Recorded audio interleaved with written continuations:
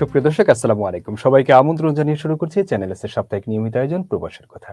সুপ্রিয় দর্শক, প্রবাসের কথা বরাবরই আমরা জানার চেষ্টা করি আমাদের প্রবাসীদের না বলা কথা, এবং আমাদের প্রবাসের কথায় আমরা আমন্ত্রণ জানিয়েছি আজকের এই আয়োজনে যুক্তরাষ্ট্র থেকে যুক্ত হচ্ছেন মিসবাউদ্দিন। মিসবাউদ্দিন, আপনাকে স্বাগত চ্যানেল এস এর স্টুডিওতে। ধন্যবাদ আপনাকে, আমাকে আমন্ত্রণ জানানোর জন্য। থ্যাংক ইউ চ্যানেল এস এর সকল কর্মকর্তাদেরকে, যে আমরা ক্ষুদ্র মানুষ আপনাদেরকে আমাদের চ্যানেলে নিয়ে আসছি, সেই জন্য আপনাদেরকে ধন্যবাদ। জি, সুপ্রিয় দর্শক, আমাদের সাথে আরো যুক্ত হচ্ছেন যুক্তরাষ্ট্রের পেনসিলভানিয়া থেকে আলিমউদ্দিন। আলিমউদ্দিন, আপনাকে স্বাগত চ্যানেল এস এর স্টুডিওতে। ধন্যবাদ চ্যানেলের সব কর্মকর্তাকে, পেনসিলভানিয়া স্টেট যুবলীগের পক্ষ থেকে এবং পেনসিলভানিয়া স্টেট বাসীর পক্ষ থেকে আপনাকে সবাইকে ধন্যবাদ জানাচ্ছি আমাদেরকে যুক্ত করার জন্য। জি, আমাদের সাথে আরো যুক্ত হচ্ছেন জনাব জহিরুল ইসলাম। জহিরুল ইসলাম যুক্ত হচ্ছেন নিউ ইয়র্ক থেকে। জহিরুল ইসলাম, আপনাকে স্বাগত চ্যানেল এস এর স্টুডিওতে। ধন্যবাদ আপনাদেরকে আমার মতো একজন ক্ষুদ্র মানুষকে মূল্যায়ন করার জন্য। জি, ধন্যবাদ। সুপ্রিয় দর্শক, এই আয়োজনে আপনাদের সাথে আমি আছি মুজাহিদুল ইসলাম শিমুল। সুপ্রিয় দর্শক, আমরা কথা না বাড়িয়ে আমরা চলে যাচ্ছি আমাদের আজকের আমন্ত্রিত অতিথিদের কাছ থেকে শুনবো তাদের না বলা কথা। আমি প্রথমেই যেতে চাই মিসবাউদ্দিন আপনার কাছে জানতে চাইবো যে আপনি দীর্ঘদিন যুক্তরাষ্ট্রে বসবাস করছেন এবং একটা করোনাকালীন সময় আমরা পার করেছি, এবং যেখানে যুক্তরাষ্ট্র ছিল সবচেয়ে ভয়াবহ মৃত্যুর দিক থেকে একটা জায়গা ছিল যুক্তরাষ্ট্র, যেখানে আমরা যুক্তরাষ্ট্রের মৃত্যুর হার, যেখানে ডোনাল্ড ট্রাম্পও বলেছিল 1 লাখ, কিন্তু তার পরবর্তীবারে দেখেছে 1 লাখ ছাড়িয়ে সেটা 2 লাখ ওভার হয়ে গিয়েছে। তো ঠিক আপনি যদি বলতেন এই যে একটা 8 মাস একটা ভীতিকর অবস্থা আপনি পার করলেন, ঠিক কেমন ছিলেন এবং সংখ্যাটা ঠিক কেমন ছিল, বর্তমানে এই সেকেন্ড ওয়েভটা আসলে কেমন যাচ্ছে আপনাদের? ধন্যবাদ আপনাকে এবং চ্যানেল এস টিভির সকল কর্মকর্তাদেরকে আজকে এখানে নিয়ে আসছেন। আমি সর্বপ্রথম আজকে এই বিজয়ের মাসে আমি সর্বপ্রথম শ্রদ্ধা জানাই সর্বকালের সর্বশ্রেষ্ঠ বাঙালি জাতির জন্য বঙ্গবন্ধুকে এবং 30 লক্ষ শহীদানকে, জাতীয় চার নেতা সহ সবাইকে আমি শ্রদ্ধার সাথে স্মরণ করি। মুক্তিযুদ্ধে যারা শহীদ হয়েছেন, যাদের রক্তের বিনিময়ে আমরা স্বাধীনতা পেয়েছি, এবং যে মুক্তিযোদ্ধারা জীবিত আছেন তাদের দীর্ঘায়ু কামনা করছি, এবং দেশবাসী সকলের কাছে আমি দীর্ঘায়ু কামনা করছি, সবাই যেন ভালো থাকেন। যে করোনার যে ব্যাপারটা বলছেন, আমি আসলে যুক্তরাষ্ট্রের মাটিতে প্রায় 34 বছর থেকে আমি প্রবাসে আছি, কিন্তু এত যে বাংলাদেশে শুধু শুনতাম দুর্ভিক্ষ হচ্ছে 70 মানুষের মারা গেছেন, অনেক কিছু শুনেছি। কিন্তু এইবার যে আমেরিকার মধ্যে, বিশেষ করে নিউ ইয়র্কে, আপনারা সবাই নিউজ জানেন, দেখেছেন যে এত লোক যে একসাথে মারা গেছে, আপনারা বিশ্বাস করেন, সকালে কথা বলেছি, বিকালে উনি মারা গেছেন, রাত্রে কথা বলেছি, সকালে শুনছি উনি মারা গেছেন। শুধু মৃত্যুর একজনের মৃত্যুর সংবাদ আসছে, আমরা সবাই কিন্তু ব্যঙ্গে পড়েছিলাম। যাই হোক, আল্লাহর রহমতে আপনাদের সকলের দোয়ায় আমরা বেশ ভালোভাবেই এখন আছি, কিন্তু যারা আমাদের কাছ থেকে বিদায় নিয়েছেন, চিরতরে চলে গেছেন, তাদের আত্মার মাগফিরাত কামনা করি। আসলে আমি দেশবাসী সহ সবাই কাছে কৃতজ্ঞতা প্রকাশ করছি। আমি নিজেও একজন করোনা আক্রান্ত রোগী ছিলাম। আমি ডাক্তারের পরামর্শে আমি দীর্ঘদিন তাদের পরামর্শ মতো চলাফেরা করে এখন আল্লাহর রহমতে সুস্থ হয়েছি। দেশে বিদেশ থেকে সবাই আমার জন্য দোয়া করেছেন। আমি একজন ক্ষুদ্র মানুষ, সেই জন্য আমি সকলের কাছে কৃতজ্ঞতা প্রকাশ করছি। এবং বর্তমানে নিউ ইয়র্কে আপনারা জানেন যে নিউ ইয়র্ক সহ যুক্তরাষ্ট্রের মাটিতে করোনা, এখন যে ঠান্ডার সিজনটা, এখন অনেক ঠান্ডা আমাদের এখানে পড়ছে। এই ঠান্ডার সময় সেখানে যে বিশেষজ্ঞ যারা ছিল, ডাক্তাররা বলেছেন ঠান্ডার সময় এই রোগটা আরো একটু বেড়ে যায়। তো একটু বেড়ে গিয়েছে, এবং এরপরেও আমরা যে অত্যন্ত সুখবর, এটা তো আপনারা সবাই দেখেছেন যে ভ্যাকসিন যেটা, এটা ইতিমধ্যে সুন ইজ পসিবল সব জায়গায় চলে আসতেছে। এটা একটা আশা আমাদের রয়েছে, এবং আমরা সবাই সতর্ক রয়েছি। এবং বিশেষ করে এই যুক্তরাষ্ট্রের মাটিতে কিন্তু মানুষ যারা চলাফেরা করে বর্তমানে সবাই কিন্তু সচেতন, সবাই মাস্ক পরে আমরা চলাফেরা করি। প্রত্যেকটা স্টোরে যদি কারো মাস্ক না থাকে, সে স্টোরের মধ্যে আর কি ঢুকতেই পারবে না, এবং নিজের মধ্যে একটি লজ্জাবোধ মনে হয় আর কি। একজন লোক আপনি মনে হয় হাজারের মধ্যে 2-1 পাবেন না যে মাস্ক ছাড়া, সবাই মাস্ক পরে চলাফেরা করে। কিন্তু বাংলাদেশে আমরা দেখতে পাচ্ছি যে অনেকেরই মাস্ক নাই, অনেকে বিনা মাস্কে চলাফেরা করেন। আমি সবাইকে অনুরোধ করব, আমি একজন প্রবাসী হিসাবে, আপনাদের দেশের একজন সন্তান হিসাবে, আপনারা সবাই স্বাস্থ্যবিধি মেনে চলেন এবং মাস্ক ব্যবহার করেন। ইনশাল্লাহ এইটা এই রূপ থেকে আপনারা সবাই মুক্ত হবেন। ইতিমধ্যে আমাদের প্রাণপ্রিয় নেত্রী জননেত্রী শেখ হাসিনা ইতিমধ্যে বিভিন্ন দেশে লন্ডন সহ জাতিসংঘ সহ বিভিন্ন জায়গায় উনি যে লবিং করেছেন যে ভ্যাকসিন বাংলাদেশে সুন এজ পসিবল নিয়ে যাওয়ার জন্য, এইটা আমাদের অত্যন্ত যে জি, সৌভাগ্য আপনাকে আমরা মনে করি। আপনার জনাব মিসবাউদ্দিন, আমরা আসছি আপনার কাছে। আপনাকে অনেক অনেক ধন্যবাদ। আমরা একটু বের যেতে চাই জনাব আলিমুদ্দিন, আপনার কাছে জানতে চাই আসলে আমরা একটা লম্বা সময় করোনার মধ্যে কাটিয়েছি এবং সেটা বাসায় ঘরে বসে কাটিয়েছি। তো এই যে পরিবারের সাথে একটা দীর্ঘ সময় কাটানো, এটাকে আপনি ঠিক কিভাবে কাটিয়েছেন? ধন্যবাদ, আবার ধন্যবাদ সবাইকে। প্রথমেই শ্রদ্ধা ভরে স্মরণ করি জাতির জনক বঙ্গবন্ধু শেখ মুজিবুর রহমান সহ 1952 ভাষা আন্দোলনে আজ পর্যন্ত যারা মৃত্যুবরণ করেছেন সবার প্রতি শ্রদ্ধা রইল। তো করোনা বা যেভাবে নিউ ইয়র্কে যে প্রথম ওয়েভের কথা আপনি বলছেন, প্রথম যে অবস্থা ছিল পেনসিলভেনিয়া এরকম ছিল না, বাঙালি অধ্যুষিত এলাকার কথা বলছে। কারণ নিউ ইয়র্কে একটু আপনার বাড়িগুলো একটু বা বাসা বা মানুষের সংখ্যাটা বেশি, তো পেনসিলভেনিয়ার বাড়িগুলো একটু মানুষ একটু বাসাগুলো একটু দূর দূর থাকার কারণে মানুষের আক্রান্তটা একটু কম ছিল প্রথম ওয়েভে। আর বিশেষ করে বাঙালি এখানে থেকে 35 থেকে 40 হাজার বাঙালি পুরা পেনসিলভেনিয়াতে। তো আমাদের মনে করেন সারা ফার্স্ট ওয়েভে হয়তো মনে হয় 100 থেকে 200 লোকের হয়েছিল, কিন্তু এই বর্তমানে মনে করেন 80% বাঙালি, 70 to 80% বাঙালি করোনা হয়ে গেছে।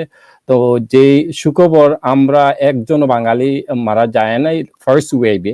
এই ওয়েভে দেখা যাচ্ছে এই বর্তমানে যে করোনা প্রাদুর্ভাব দেখা দিচ্ছে, ওই প্রাদুর্ভাবে একজন লোক আমাদের কমিউনিটির নেতা জাগিরদার নামে উনি পরিচিত, উনি মারা গেছেন এই আজ থেকে 1 সপ্তাহ আগে। আর 4 থেকে 5 জন হসপিটালে আছেন, আর বাকি যারা আছেন মোটামুটি সুস্থ আছেন, সবাই ভালো হচ্ছেন, অনেক লোক ভালো হচ্ছে। বর্তমানে আমাদের বাঙালির সংখ্যা খুবই মানে খুব বেশি করোনা আক্রান্ত। আর আপনি যে কথা বলতেছেন বাসায় আসলে সবারই মোটামুটি পিছনে জায়গা আছে, সামনে জায়গা আছে। পেনসিলভেনিয়া যারা বসবাস করে, তো বাচ্চাদেরকে নিয়ে মোটামুটি আপনার বাসার বাইরে যাওয়া সম্ভব। ভিতরে বাড়িগুলো একটু মনে করেন খোলামেলা, নিউ ইয়র্কের একটু কনজাস্টেন্ট, বাড়িগুলো একটু ছোট ছোট। এখানে বাড়িগুলো একটু সিঙ্গেল ফ্যামিলি, 2 ইন ফ্যামিলি গুলা একটু ফাঁকা ফাঁকা। এর জন্য করোনা মনে করেন এত করতে পারে নাই এই লাস্ট টাইমে। এইবারও মোটামুটি ভালো আছেন সবাই, কিন্তু সবাই যে সচেতনতা ইউজ করতেছেন, মাস্ক ইউজ করতেছেন, দূরত্ব মেনটেন করতেছেন। আর সবাই যারা কাজ করতেছেন, কাজ তো সবাই করতে মানে মোটামুটি অলমোস্ট লাইক 30 to 40% পিপল কাজ করতেছেন। তো ওরা সচেতন ভাবে মাস্ক ইউজ করতেছেন, স্যানিটাইজ ইউজ করতেছেন। আর বাচ্চারা তো হোমওয়ার্ক করতেছে বাসায় বসে।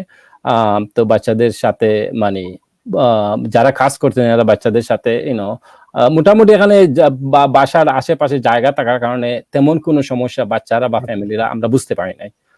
আর ফ্যামিলি সবাই এখানে থাকেন, এই জন্য সবাই অনেক অনেক ধন্যবাদ। আমরা একটু এবার যেতে চাই জনাব জহিরুল ইসলাম আপনার কাছে। যে আমরা জানি যে সাধারণত আমরা যারা আপনারা যারা তরুণ আছেন, যারা স্টুডেন্ট আছেন, আপনাদের মাঝে একটা যে আমাদের প্রত্যেকের মাঝেই একটা জিনিস কাজ করে, সেটা হলো বন্ধু বান্ধবের সাথে মেলামেশা এবং বন্ধু বান্ধবের সাথে আড্ডা দেওয়াটা। প্রায় করোনাকালীন একটা সময় 8 মাস পর্যন্ত এই বন্ধু বান্ধবের সাথে যে গলাগলি আড্ডা দেওয়া, এই জিনিসটা হয়ে ওঠে না। ঠিক এই জায়গাটাতে আপনি কেমন ছিলেন ঘুরে বসে? ধন্যবাদ। বিসমিল্লাহির রহমানির রহিম। আসলে বর্তমান সময় হচ্ছে একটি খুবই কঠিন সময় যাচ্ছে বহির্বিশ্বে, ঠিক তেমনি আমরাও রয়েছি। আপনারা জানেন যে যুক্তরাষ্ট্রের যে প্যান্ডেমিকটি শুরু হয়েছিল তার মধ্যে সবচেয়ে বেশি কিন্তু নিউ ইয়র্কে ছিল। নিউ ইয়র্কে মৃত্যুর সংখ্যাও বেশি ছিল এবং প্রথম ওয়েভে, এবং তার সাথে আমাদের আক্রান্তের সংখ্যা প্লাস মৃতের সংখ্যা দুটি আমাদের সেখানে বেশি ছিল। সেজন্য মার্চের 17 তারিখ থেকেই আমাদের লকডাউন শুরু হয় এবং এখনো পর্যন্ত সেভাবে কেউ মেলামেশা শুরু হয়নি বা শুরু হচ্ছে, হওয়ার পরেও দেখা যায় যে দূরত্ব বজায় রয়েছে। এবং আমাদের ইয়াং যে জেনারেশন রয়েছে, অনেক সময় দেখা যেত নিউ ইয়র্কের বিভিন্ন পার্কে, বিভিন্ন খেলার মাঠে আমরা সবাই জড়ো হতাম, একসাথে আড্ডা দিতাম। এই সময়গুলো সত্যি কথা বলতে গিয়ে এখন আমরা অতিবাহিত করতে পারছি না। এবং সামারের সময় দেখা যেত যে সবাই মিলে খেলাধুলা, পিকনিক, বন্ধু বান্ধবের যে একটা আড্ডা হতো, সেই আড্ডাগুলো এই সামারে খুব মিস হয়েছে। এবং দেখা যাচ্ছে যে সামাজিক যোগাযোগ মাধ্যমই ছিল সবচেয়ে যোগাযোগের নির্ভরযোগ্য স্থান। এর বাইরে গিয়ে যে খেলাধুলা বা মাঠে ঘোরাঘুরি, এই জায়গাগুলোতে আসলে বর্তমান যুব সমাজ আমরা যারা আছি তারা পারতেছি না। বর্তমান নিউ ইয়র্ক এবং যুক্তরাষ্ট্রের যে ল রয়েছে বর্তমান প্যান্ডেমিকের সময়, যে মাস্ক ব্যবহার, দূরত্ব বজায় রাখা, সবাই এগুলোতে মেনটেন করার চেষ্টা করেছে। কারণ ইতিমধ্যে আমাদের অনেক নিকটজন আমরা হারিয়েছি বর্তমানে প্যান্ডেমিকের কারণে। সো আমরা যে সামাজিক দূরত্বটা মেইনলি আমরা প্রাধান্য দিয়ে এগিয়ে যাচ্ছি, যাতে করে আবার যেন প্রথম দিকে যেভাবে শুরু হয়েছিল, নিউ ইয়র্কে প্রতিদিন 300 থেকে 400 মানুষ মৃত্যুবরণ করেছে, সেটি যেন আবার না আসে। সেজন্য আমরা বর্তমান যুব সমাজ যাতে এটি মেনটেন রাখি, এবং আমাদের বাঙালি কমিউনিটি ইতিমধ্যেই বিভিন্নভাবে যুব সমাজরা একত্রিত হয়ে বিভিন্ন, শুধু এখানে নয়, বাংলাদেশেও সাহায্যের হাত বাড়িয়ে দিচ্ছেন এবং মানুষকে যতটুকু সম্ভব হয় সহযোগিতা করছেন। কারণ একসাথে মিলামেশা করে আমরা যে সময়টুকু ব্যয় করতাম, যে অর্থটুকু ব্যয় করতাম, সেখান থেকেই আমরা মনে করি যে একটু একটু করে যদি আমরা সামাজিকভাবে বাংলাদেশে সেটি প্রেরণ করি, তাহলে আমাদের দেশের যে হতদারিদ্র মানুষ রয়েছে, যারা দিন আনে দিন খায়, সেই মানুষগুলোর জন্য উপকার হয়। সেজন্য আমরা যুবকরা মিলে একটি ফান্ড গঠন করেছিলাম এবং সেটি আমরা বাংলাদেশে প্রেরণ করতে সক্ষম হয়েছিলাম। এবং আমরা বিশ্বাস করি যে আগামী ডিসেম্বরের 10 তারিখ অথবা 11 তারিখ যে আমাদের যুক্তরাষ্ট্রের যে স্বাস্থ্য মন্ত্রণালয় থেকে বা স্বাস্থ্য যে সংস্থা রয়েছে, সেখান থেকে ফাইজার এবং মডার্নার যে ভ্যাকসিন গুলা রয়েছে সেগুলা অনুমোদন পেতে পারে। এবং এর সাপেক্ষে আমরা আশা করি যে আগামী মার্চ এপ্রিলের মধ্যে হয়তো বা পরিস্থিতি উন্নতি হবে এবং আগামী সামারে আমরা আবার আমাদের সেই পুরাতন যে পরিস্থিতি, যে পরিবেশটা ছিল, যে বন্ধনের যে শিষ্টতা ছিল, সেখানে আমরা যেতে পারবো বলে আমি বিশ্বাস করি। এবং এর মধ্যে দিয়ে আমরাও সেই বিশ্বাসে আছি, ইনশাআল্লাহ সৃষ্টিকর্তা আমাদের দিকে অবশ্যই তাকাবেন। আমরা একটু এবার যেতে চাই জনাব মেজবাউদ্দিন আপনার কাছে। আমরা জানি যে যুক্তরাষ্ট্রে আপনি আপনার বিজনেসের সাথে জড়িত এবং আপনি সেখানে রিয়েল এস্টেট বিজনেস করেন। আমি এই পর্যায়ে আপনার কাছে প্রশ্ন হলো যে যুক্তরাষ্ট্রে রিয়েল এস্টেট বিজনেস এবং আপনি বাংলাদেশে আসেন, বাংলাদেশেও রিয়েল এস্টেট বিজনেসের একটা ব্যাপক সম্ভাবনার মতো একটা জায়গা এবং এটা ডে বাই ডে গ্রো হচ্ছে। তো ঠিক দুইটা জায়গা ডিফারেন্টটা কোথায় এবং বাংলাদেশের পার্সপেক্টিভে ঠিক কোথায় এই রিয়েল এস্টেট বিজনেসের আরেকটু ডেভেলপ করা দরকার বলে আপনি মনে করেন? বাংলাদেশ হচ্ছে, আসলে আমি যেটা মনে করি, বাংলাদেশ হচ্ছে পৃথিবীর এখন একটা যে উন্নয়নের দিকে যাচ্ছে, এইটা কিন্তু সবাই স্বীকৃত, একটা উন্নত দেশের পথে চলে যাচ্ছে। যেহেতু একটু গরিব দেশ থেকে যখন দেশটা উন্নত দিকে যায়, তখন রিয়েল এস্টেট যে ব্যবসাটা, এটা কিন্তু অত্যন্ত গুরুত্বপূর্ণ, সেখানে অত্যন্ত গুরুত্বপূর্ণ ভূমিকা রাখে। আমরা দেখতেছি বাংলাদেশের প্রত্যেকটা স্তরে স্তরে এবং যে উন্নয়ন, রাস্তাঘাট, হ্যাঁ, ব্যবসা বাণিজ্য, বিল্ডিং, সব জায়গাতেই উন্নত জায়গাটা হচ্ছে। এবং রিয়েল এস্টেট যে ব্যবসাটা, এইটা সেখানে বেশি প্রাধান্য পাচ্ছে। এই যুক্তরাষ্ট্র মাটিতেও রিয়েল এস্টেট ব্যবসা চলছে, কিন্তু আমি মনে করি আমার ক্ষুদ্র জ্ঞান দ্বারা যে বাংলাদেশে এখন যেহেতু উন্নয়নের দিকে যাচ্ছে, আমেরিকা হচ্ছে একটা উন্নত দেশ, বাংলাদেশ কিন্তু গরিব দেশ থেকে উন্নত দিকে যাচ্ছে, সেখানে রিয়েল এস্টেট ব্যবসাটা অত্যন্ত গুরুত্বপূর্ণ। এবং ল্যান্ডিং যে ব্যবসাটা বাংলাদেশে চলে, সেইটা কিন্তু আপনি দেখেন, কেউ যদি কোনো রিয়েল এস্টেটে ইনভেস্ট করে, যেমন এখানে $100,000 কেউ ইনভেস্ট করলে বাংলাদেশে within 4 to 5 years is gonna be double. বাংলাদেশে ইনভেস্টটা কিন্তু খুবই প্রফিটেবল আমি মনে করি। এবং এইটাও আমি মনে করি যে যেহেতু সেখানে রিয়েল এস্টেটের ব্যবসা অনেকেই করতে চায়, দেশ বিদেশে অনেক মানুষ গিয়ে, সেখানে বাংলাদেশ সরকারও অনেক সুবিধা দিয়েছে, আরো সুবিধা দেওয়া দরকার। এতে ব্যবসায়ী যারা রিয়েল এস্টেট, তারা আরো উৎসাহিত হবে। এবং এই প্রবাসী যারা এখান থেকে গিয়ে বাংলাদেশে রিয়েল এস্টেট ব্যবসা করতে চায়, যদি তাদের সব দিক দিয়ে সুবিধা পায় এবং সিকিউরিটি পারফেক্ট থাকে, তাহলে আরো সেখানে ইনভেস্ট করবে এবং আরো এগিয়ে যাবে আমি মনে করি। রিয়েল এস্টেট ব্যবসা বাংলাদেশে এবং আপনি যদি বাংলাদেশের রিয়েল এস্টেট সেক্টরে, জি জনাব মেজবাউদ্দিন, আপনি যদি বাংলাদেশের রিয়েল এস্টেট সেক্টরে ইনভেস্ট করার সুযোগ পান, আপনি আসবেন কিনা রিয়েল এস্টেট সেক্টরে? বাংলাদেশে আপনি ইনভেস্ট করবেন কিনা? না, অবশ্য ইনভেস্ট, এবং কিছু ইনভেস্ট আছে, আমাদেরও কিছু ইনভেস্ট আছে, ছোট ইনভেস্ট, আমরা তো ছোট মানুষ ভাই, ছোট কিছু ইনভেস্ট আছে আমাদেরও। এবং সুবিধা পেলে অবশ্যই সেখানে যাব, সুবিধা তো অবশ্যই আছে, এখনো অনেক সুবিধা আছে এখন। তবে সব সময় আর কি যে স্থায়ীভাবে সেখানে গিয়ে কি আমাদের পক্ষে এটা করা সম্ভব না, যেহেতু আমরা ফ্যামিলি, বউ বাচ্চা নিয়ে এখানে থাকি, এখানে লেখাপড়া, স্কুল কলেজ সবগুলো ওদের আছে, সেই জন্য আমরা প্রবাস। আসলে আমি যেটা বলতে চাচ্ছি যে আমরা একটা প্রবাসী যারা আমরা থাকি, আমরা একটা হতভাগা মানুষ। আমি আমার ব্যক্তিগতভাবে মনে করি, ফিল করি যে আমরা একটা হতভাগা, যেই বাংলাদেশে জন্ম নিলাম, লেখাপড়া করলাম, খেলাধুলা করলাম, বড় হলাম, সেই দেশ থেকে একবারে চলে আসলাম। ইচ্ছা থাকা সত্ত্বেও কিন্তু আমরা যেতে পারছি না, সবাইকে এখানে রেখে। অনেক ইচ্ছা থাকে, সবসময় বাংলাদেশের কথা কিন্তু মনে হয়, কিন্তু সেখানে গিয়ে ব্যবসা করি, বাণিজ্য করি, সেখানে থাকি, কিন্তু অনেক সময় ইচ্ছার বাহিরেও সেখানে আমাদেরকে এই প্রবাসে ছেলেদের, বাচ্চাদের ভবিষ্যৎ বিবেচনা করে সেখানে আমরা থাকতে হয়, কিন্তু সবসময় দেশের উন্নয়ন এটা আমরা চিন্তা করি, দেশের উন্নয়নের প্রত্যেকটা জিনিসে যাতে আমরা সম্পৃক্ততা রাখি। একটু আগে আমার ভাই, ছোট ভাই জহিদুল বলে গেছে যে এই যে প্যান্ডামিকের সময় আমরা প্রবাস থেকে যা করেছি, সাহায্য সহযোগিতা করেছি, এটা কিন্তু বাস্তব। এখানে আমিও করোনা রোগী ছিলাম, আপনাকে আগেই বলেছি। সেই এর মধ্যে থেকেও আমরা কিন্তু বাংলাদেশের কথা প্রত্যেকটা মিনিট আমরা সবসময় চিন্তা করি, বাংলাদেশকে সাহায্য সহযোগিতা কিভাবে করা যায়। আমাদের সাধ্য মতো আমরা সবাই প্রত্যেক প্রবাসী, শুধু আমেরিকা থেকে না, London, France, Italy, Canada, middle ইস্টের প্রত্যেক দেশ থেকে আমরা প্রবাসীরা কিন্তু এইটা সবসময় করে থাকি। বাংলাদেশের উন্নয়ন হোক, বাংলাদেশের প্রত্যেকটা স্তরে এগিয়ে যাক, এই আশা রাখি আমরা সবসময় বাংলাদেশের জি, জন্য। জনাব মিসবাহ আহমেদ, আমরা আসছি আপনার কাছে। আমি একটু এবার যেতে চাই জনাব আলিমউদ্দিন, আপনার কাছে জানতে চাই যে আসলে দীর্ঘদিন আপনি যুক্তরাষ্ট্রে বসবাস করছেন পরিবার পরিজন নিয়ে। তো বাংলাদেশিদের মাঝে একটা ট্রেডিশন হলো নিয়ম না মানার একটা মানে নীতি আমাদের মধ্যে আছে। এটা একেবারে ছোট বড় কম বেশি সবার মাঝে এটা লক্ষ্য করা যায় যে আমরা নিয়ম না মানতে, যত বেশি না মানতে পারবো তত কেমন জানি নিজেদের কাছে একটু মনে হয়। নিয়ম মানার ব্যাপারে আমাদের একটু উদাসীনতা আছে। তো এই জায়গা থেকে আপনি কি বলবেন যে আসলে আমাদের আপনারা যারা যুক্তরাষ্ট্রে আছেন, যে সেখানে বাংলাদেশি কমিউনিটিতে করোনার প্রকোপ বাড়ার পিছনে এটা কোনো কারণ কি না? যুক্তরাষ্ট্র হচ্ছে সবকিছুর উপর পরিবেশ। মিসবাহ ভাই একটা কথা বলছেন যে আমি যখন একটা সুপার মার্কেটে গেলাম, যাওয়ার পরে সবার মুখে যখন আপনি দেখলাম মাস্ক, তখন আমি মাস্ক ছাড়া যদি যাই ভিতরে আমার লজ্জা লাগে। তো এইটাই মানে আমাদের কমন সেন্স থাকতে হবে, লজ্জা শরম থাকতে হবে। তো এখন এরপর সবাই ইউজ করতে হবে যে এখানে মনে করেন আপনার ডোনাল্ড ট্রাম্প এক জিনিস বলছে কিন্তু জনগণ ওইটা মানে নাই, কিন্তু এই সায়েন্টিস্ট যে যিনি উনি যে বলছে সবাই মাস্ক লাগাতে হবে, সবাই মাস্ক লাগাতে হবে, সবাই মাস্ক লাগাচ্ছে।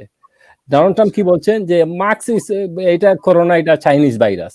কিন্তু মানুষ সচেতন, এখানে মানুষের শিক্ষার হারটা বেশি। আপনি দেখবেন সার্ভে করে এখানে 95% to 98% মানুষ শিক্ষিত।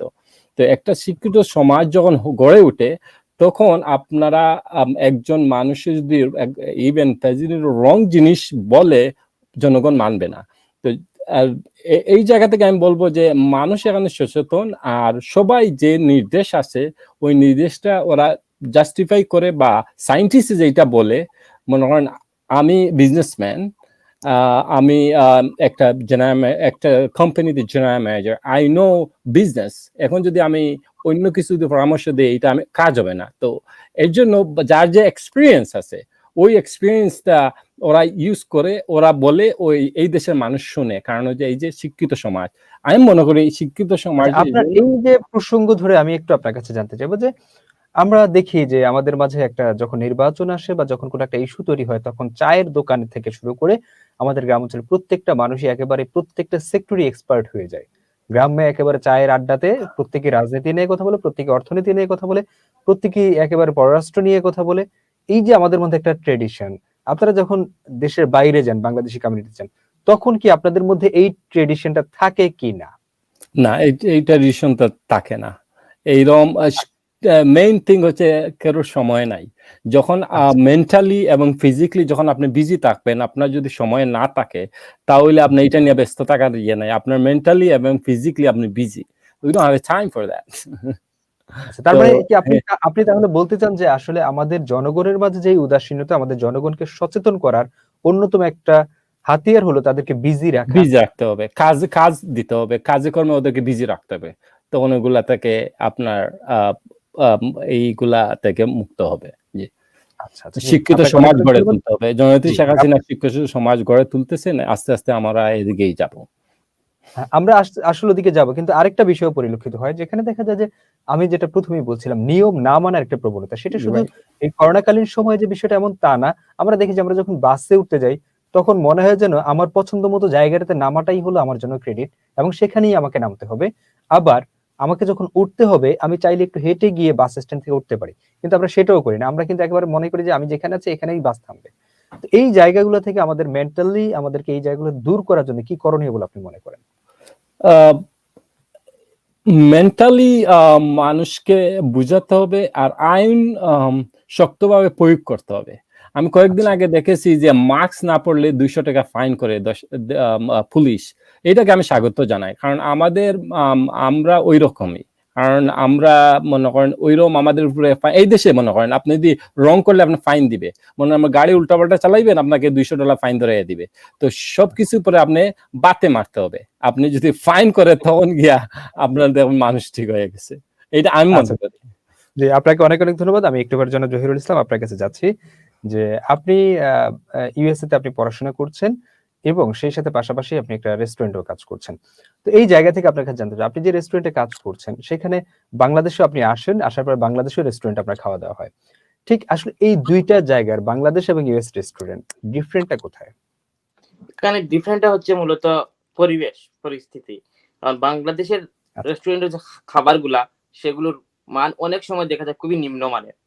অনেক সময় দেখা যায় যে আপনার 2-3 দিন আগে আপনার রান্না করে রেখে দিয়েছে, এটি পরে আপনার সার্ভ করছে। কিন্তু আপনার যুক্তরাষ্ট্রে যেগুলো হয় সেগুলো হচ্ছে প্রতিদিনের খাবার প্রতিদিন সার্ভ করা হয় এবং পরিবেশ সবসময় ক্লিন রাখা হয়। এবং দেখা যায় আমাদের দেশে প্রায় সময় দেখা যায় যে মশা মাছি আমাদের রেস্টুরেন্ট গুলার সামনে সব সময় থাকে, কিন্তু আপনি যুক্তরাষ্ট্রে এগুলো পাবেন না। এ সময় সবগুলো ক্লিন পাবেন এবং পরিবেশটা খুব সুন্দর পাবেন। এমনকি আমাদের রেস্টুরেন্ট গুলার যে স্টাফ গুলা প্রবাসী যারা রয়েছে তাদের ব্যবহার গুলা কাস্টমারের সঙ্গে যে বন্ধুত্ব সুলভ, সেখানে আপনি বাংলাদেশে যাওয়ার পর সেই পরিবেশটা দেখা যায় না। কারণ সেখানে দেখবেন আপনার ম্যানেজার একরকম ব্যবহার করবে, স্টাফ যারা অন্যরকম ব্যবহার করবে।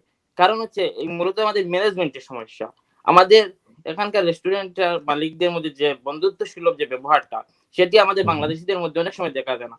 আপনি বিশেষ করে দেখবেন যে অনেক সময় বস বা মালিক, এই যে আমি মালিক এই শব্দটি আমাদের ভিতরে অনেক সময় কাজ করে। এটি আমাদের মূলত পরিহার করতে হবে। পাশাপাশি এখানে রেস্টুরেন্ট গুলো যে সবসময় রয়েছে সিটির একটি তদারকি রয়েছে এবং আমাদের স্টেটের একটি তদারকি রয়েছে যে পরিবেশ আপনার মানসম্মত খাবার। বাংলাদেশে সেটি রয়েছে, ভোক্তা অধিকার আইনের মাধ্যমে সেগুলো প্রয়োগ করা হয়, কিন্তু সেটি দেখা যায় আপনার মাসে 1 দিন বা 2 দিন। কিন্তু আপনি যুক্তরাষ্ট্রে যে আপনার ভোক্তা অধিকার বা যারা রয়েছে যেগুলো দেখাশোনা করে তারা কিন্তু মালিক ম্যানেজার থেকে স্টাফ সবাই কিন্তু আতঙ্কিত থাকে যে কোনো সময় আপনার সেগুলো আসবে, যে কোনো সময় ভ্রাম্যমাণ আদালতের মতো কিছু আসবে, আসে আপনাকে ফাইন করে দিয়ে যাবে। কিন্তু বাংলাদেশ সেগুলো হঠাৎ 6 মাস 7 মাস 8 মাস পর পর দেখা দেয়। তাই হয় কি মেইনটেনেন্সের সমস্যা হয়।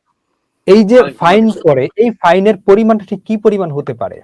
এই যে আপনার কোয়ালিটি, আপনার যে জিনিস আপনার বিভিন্ন স্তর আছে, তাদের আইনে 5,000 হতে পারে, $10,000 হতে পারে, আবার $15,000 হতে পারে। এটি আপনার তাদের যে ফুডের যে সংস্থা রয়েছে সেই সংস্থাটি তাদের অনুযায়ী তাদের ল অনুযায়ী এবং তাদের সেই প্রয়োগটা করে থাকে। কিন্তু আমাদের বাংলাদেশের ক্ষেত্রে দেখা যায় অনেক সময় যদি কখনো সেটি করতে যায়, অনেক সময় দেখা যায় যে আমরা লোকজন এসে সেই ভুক্ত অধিকার যিনি রয়েছেন, যে ম্যাজিস্ট্রেট রয়েছেন, তার এমনভাবে চাপ সৃষ্টি করে যাতে উনি আর না করে। সো আমি মনে করি এটি সঠিক যদি প্রয়োগ হয় তাহলে বাংলাদেশ এবং আমাদের প্রবাসীর মধ্যে কোনো ডিফারেন্স থাকবে না। কারণ আমাদের বাংলাদেশে অনেক শিক্ষিত সমাজ রয়েছে যারা এটি নিয়ে কাজ করতে চায়, অনেক ইয়াং এনার্জেটিক লোকজন। এমনকি আমি দেখতে পাই যে অনেক বাংলাদেশের অনেক জাতীয় দলের খেলোয়াড় বৃন্দরা অনেক রেস্টুরেন্টের ওনার।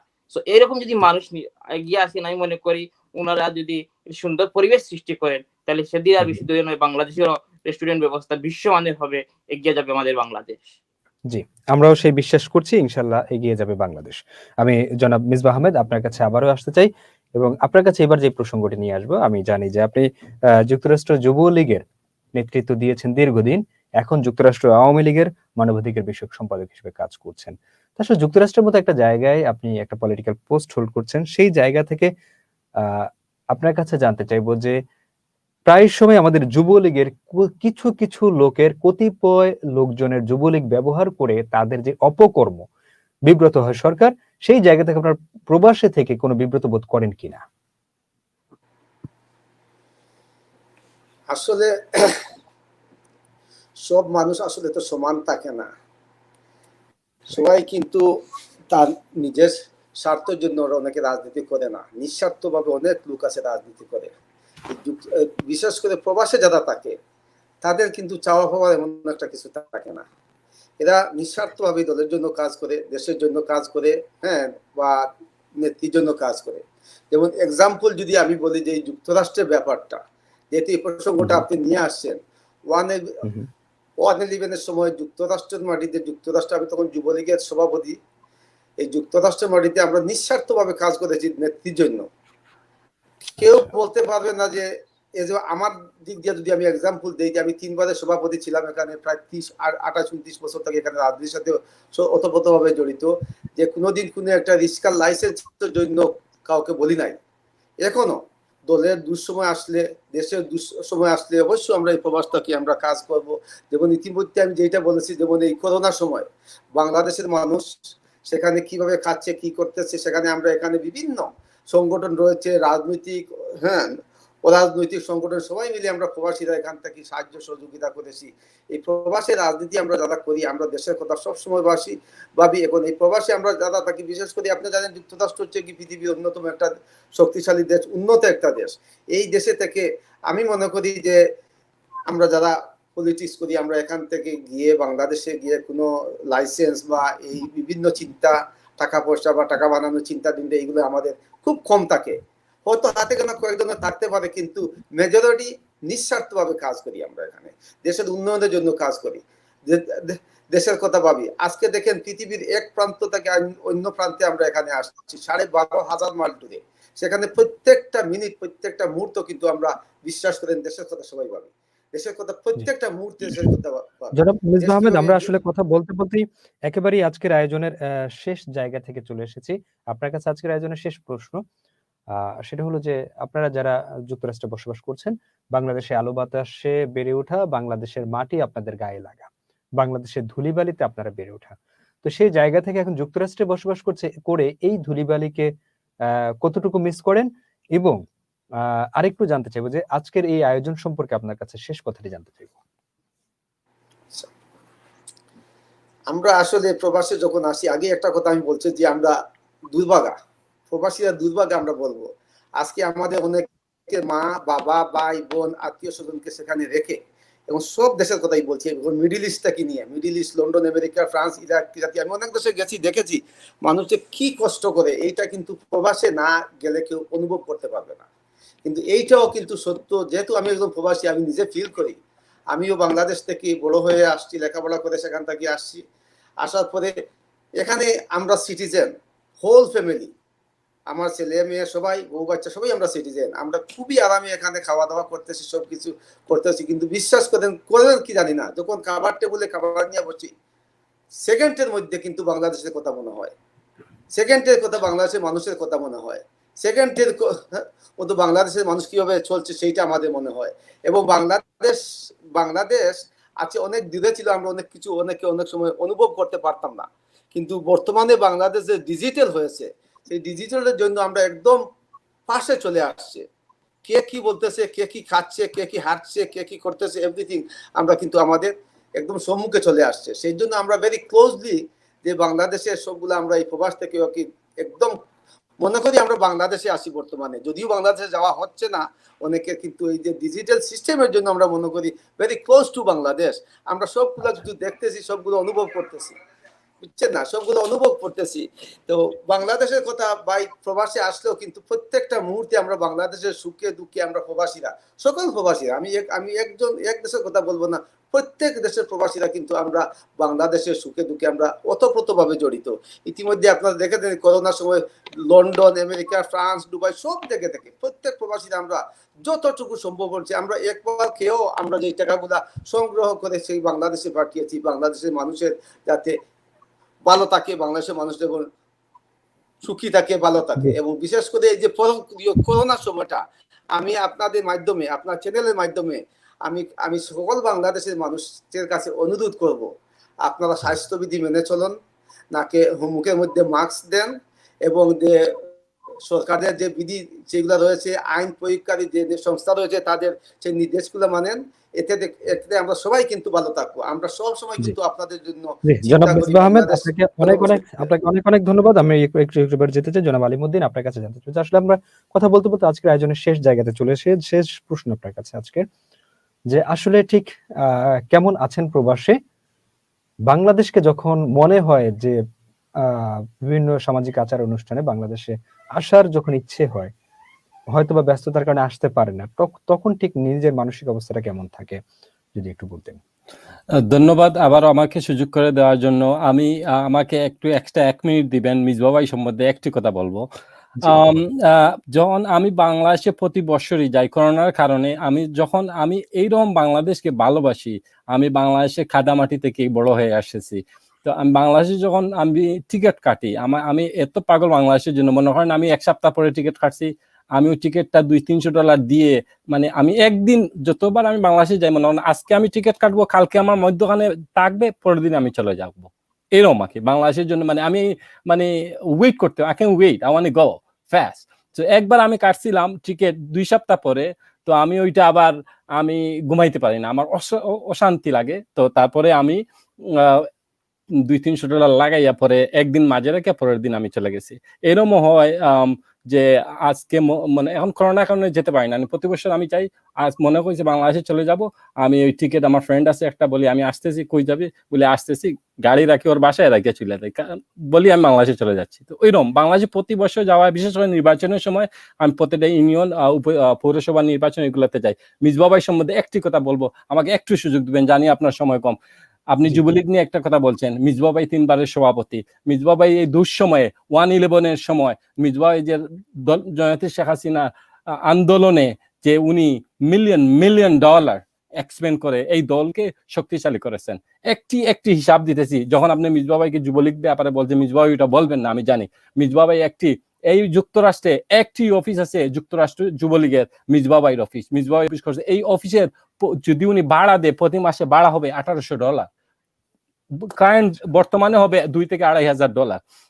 যদি $1800 যদি আমি ধরি, তো 27 বছর হিসাব করে আমি দেখছি, 28 বছর, 36 বছর হিসাব করে দেখছি, 348 মাস। 348 মাস যদি হয়, তাহলে টাকার পরিমাণ দাঁড়ায় আমেরিকার ডলার হিসাবে $93,31,200।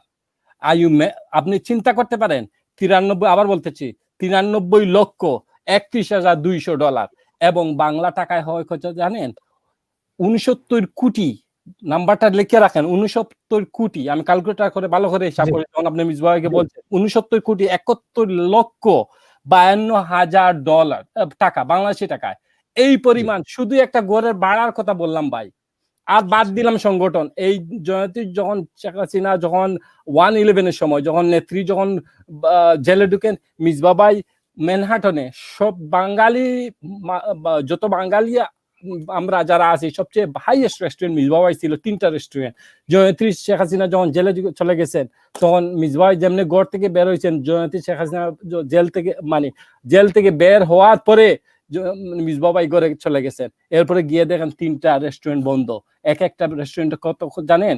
$1 million to $2 million, minimum $6 million just restaurant বন্ধ করছেন জয়ন্তী যখন শেখ হাসিনা জেলে গেছেন। এই উনি আন্দোলন করতে করতে ওয়াশিংটন থেকে মিশিগান থেকে পেনসিলভেনিয়া, প্রত্যেকটা জায়গায় যুবলীগ সংগঠিত করছেন। কিন্তু এইরকম নেতার আজকাল মূল্য নাই। মূল্য কাদের আছে জানেন? তেলবাজদের, যারা তেল মারতে পারে। আমরা দেখেছি মাননীয় প্রধানমন্ত্রী দলীয় এই ব্যাপারগুলোতে যারা ত্যাগী নেতা তাদেরকে যথেষ্ট মূল্যায়ন করছেন। এবং এটা আমি এগ্রি করি, যে এই যে আপনি বলছেন যুবলীগ নিয়ে, যুবলীগের মিসবাহ ভাই যে কথা বলছেন যে সব সমান না, তো ওই হিসাবে আমি বলতে চাই যে মিসবাহ ভাই যে দলের জন্য যে জায়গা থেকে চলে এসেছি কথা বলতে বলতে, আমি আপনার কাছে শেষ জায়গা থেকে জানতে চাইবো যে আজকের এই আয়োজন সম্পর্কে একটি কথা শুনতে চাইবো আপনার কাছে। আপনাকে, বিশেষ করে আপনাকে শিমুল ভাই, আপনাকে অসংখ্য ধন্যবাদ আমাদের মতো ক্ষুদ্র মানুষকে এসটিভিতে সংযোগ করার জন্য, এবং মাসুম আহমেদকে অসংখ্য ধন্যবাদ। উনি আমাকে 1 মাস থেকে ইয়ে করতেছেন। আমাদের আসলে অ্যাকচুয়ালি আমাদের সময় থাকে না, খুবই ব্যস্ত থাকে, স্পেশালি স্যাটারডে। আপনারা আমাদেরকে আপনাদের চ্যানেলে আনার জন্য অসংখ্য ধন্যবাদ। আর আমি সব সময় দেখি নিউজ বা আপনাদের সবকিছুই। তো মাসুম ভাইকে অসংখ্য ধন্যবাদ এবং শিমুল ভাইকে অসংখ্য ধন্যবাদ আমার পক্ষ থেকে, পেনসিলভেনিয়া যুবলীগ এবং পেনসিলভেনিয়া বাসীর পক্ষ থেকে সবাইকে ধন্যবাদ। ভালো থাকেন, সুস্থ থাকেন। জি, আমি একটুবার যেতে চাই জনাব জহিরুল ইসলাম, আপনার কাছে জানতে চাইবো যে আসলে আপনারা যারা আমেরিকাতে থাকছেন সেই জায়গা থেকে জানতে চাইবো যে এই যে আপনারা বাংলাদেশের মাটিতে বাংলাদেশি বংশোদ্ভূত আপনারা ইউএসএ তে থাকেন, এই জায়গা থেকে বাংলাদেশকে কতটুকু মিস করেন একটু যদি বলতেন। ধন্যবাদ। বাংলাদেশকে সবসময় মিস করি, কারণ আমার লেখাপড়া বাংলাদেশে, আমি এইচএসসি পাস করেছি বাংলাদেশ থেকে, এবং আমি বাংলাদেশে থাকা অবস্থায় আমি বাংলাদেশ ছাত্রলীগের রাজনীতির সঙ্গে সংযুক্ত ছিলাম। সে থেকে বাংলাদেশের যখন দেখি যে ঢাকা বিশ্ববিদ্যালয়ে আমাদের অগ্রজরা বাংলাদেশ ছাত্রলীগের সভাপতি আল নাহিয়ান খান জয়, সাধারণ সম্পাদক লেখক ভট্টাচার্যরা যখন আন্দোলন সংগ্রাম করেন অন্যায় অত্যাচারের বিরুদ্ধে, ঠিক সেই সময় বাংলাদেশের কথা খুব মনে পড়ে। এবং দেখি যে আমাদের স্বজনরা দেশে রয়েছেন এবং বিভিন্ন উৎসবে একত্রিত হচ্ছেন, সেখানে নিজেকে যখন খুঁজে পাই না তখন সত্যি অনেকটাই মিস করি। কারণ মনে এটাই ভাবি যে এই জায়গাতে তো আমারও থাকার কথা ছিল। যখন দেখি যে আমাদের আত্মীয় স্বজন বা আমাদের যে এলাকায় খেলাধুলা হয়, সেই সময় নিজেকে এটাই ভাবি যে এই সময় যদি আমি দেশে থাকতাম তাহলে নিশ্চিত আমি সেই দর্শকের সারিতে কিংবা এই অনুষ্ঠানগুলোতে কিংবা যখন রাজপথে ছাত্রলীগের অগ্রজরা বা অনুজরা যখন মিছিল মিটিং করে, তখন ভাবি যে ওই সময়টাতে হয়তো আমি সেই মিছিলে থাকতে পারতাম। এই সময়গুলো আসলে সত্যি বাংলাদেশকে খুব মনে পড়ে, বাংলাদেশকে খুব মিস করি সব সময়। এবং আমি বিশ্বাস করি বাংলাদেশের যে তারুণ্যের যে বর্তমান দুই অহংকার আল নাহিয়ান খান জয় এবং লেখক ভট্টাচার্যের নেতৃত্বে যে বাংলাদেশ ছাত্রলীগ মানুষের কাছে পৌঁছে যাচ্ছে, এবং এটির মধ্য দিয়ে আমি মনে করি যে এই যখন মানুষের ভিতরে যে বাংলাদেশ ছাত্রলীগের যে প্রশংসা শুনি, তখন মনে করি যে বাংলাদেশকে যদিও আমি দূর থেকে মিস করি, তবে এই কাজগুলো যখন দেখি তখন মনের মাঝে মনে হয় যে না, আমিও তো এর একটি অংশীদার হিসেবে প্রবাসী থেকেও যে আমার সংগঠন কাজ করে যাচ্ছে, আমিও হয়তো এদের সঙ্গে আছি। এজন্য বাংলাদেশের যে মানুষের উন্নতি হোক, বাংলাদেশ ছাত্রলীগের প্রত্যেকটি নেতাকর্মী জননেত্রী শেখ হাসিনার নির্দেশে বাংলাদেশের মানুষের পাশে থাকুক, এটাই আশা করি। এবং এটি যদি প্রতিফলিত হয় তখন আমি মনে করবো যে বাংলাদেশ যদি মিস করি, তবে প্রবাসী থেকেও যেন বাংলাদেশের উন্নয়নটা সবসময় আমরা কামনা করি। ধন্যবাদ। জি, আপনাকে অনেক অনেক ধন্যবাদ। সুপ্রিয় দর্শক, আমরা কথা বলতে বলতে একেবারে আয়োজনের শেষ জায়গা থেকে সময় হলো বিদায় নিচ্ছি। আবার যাওয়ার আগে বলে রাখছি, প্রবাসের কথা দেখতে চোখ রাখুন চ্যানেল এস এর পর্দায় প্রতি শুক্র, শনি এবং রবিবার ঠিক রাত 12:30। সুপ্রিয় দর্শক, আবারও দেখা হবে আগামী সপ্তাহে অন্য কোনো দেশের অন্য কোনো প্রবাসীদের সঙ্গে। সেই পর্যন্ত সবাই ভালো থাকবেন, সুন্দর থাকবেন, সুস্থ থাকবেন এবং হ্যাঁ, অবশ্যই স্বাস্থ্যবিধি মেনে চলবেন। এই প্রত্যাশায় আজকের মতো বিদায় নিচ্ছি।